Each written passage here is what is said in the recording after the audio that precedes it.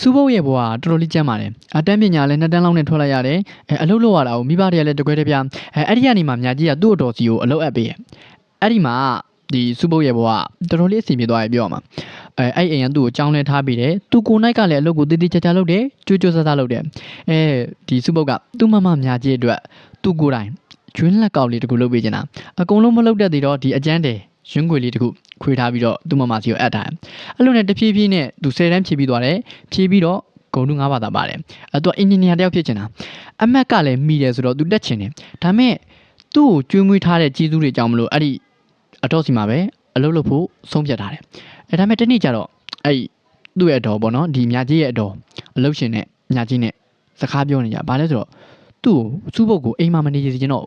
ဘာလို့လဲဆိုတော့သူ့မှာသမီးတစ်ယောက်ရှိတယ်စူးဘုတ်နဲ့အဲ့ရင်လေးဆိုတဲ့သူ့ရဲ့သမီးကိုနီးစပ်သွားမှာဆိုတာတကယ်လဲရင်လေးကစူးဘုတ်ကိုစိတ်ဝင်စားနေရပေါ့မြကြီးနဲ့သူ့ရဲ့အတော်နဲ့ပြောတဲ့စကားသံတွေကိုစူးဘုတ်ကကြားတော့အလိုက်တသိနဲ့ပဲအိမ်ကနေထွက်ဖို့လုပ်တယ်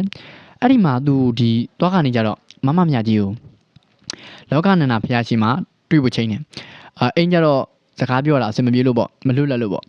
လာတွေ့တော့မြကြီးကသူ့လှုပ်အားကလေးနဲ့ဆွဲကြိုးလေးတစ်ခုလှုပ်ထားတာအဲ့ဒီဆွဲကြိုးလေးကဒီစူးပုတ်ကြီးလာလို့တက်ကတူတက်ရင်သူ့အတွက်သုံးမှုအတွက်တဲ့တကယ်ချစ်တက်လိုက်တယ်မမပေါ့နော်